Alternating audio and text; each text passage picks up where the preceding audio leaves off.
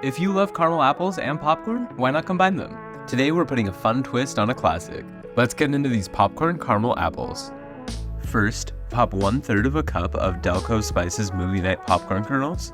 Then rinse your apples to remove any sort of wax coating. Then dry them off completely. Next, insert a stick into each one.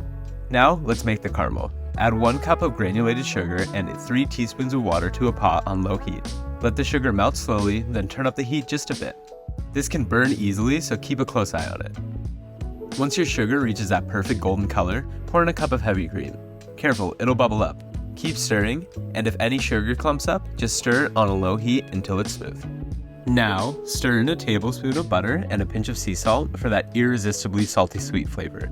Once the caramel is smooth, take it off the heat and let it cool to room temperature. While the caramel cools, fill a bowl with your popped Dell Cove Movie Night popcorn. Now, it's time for the fun part.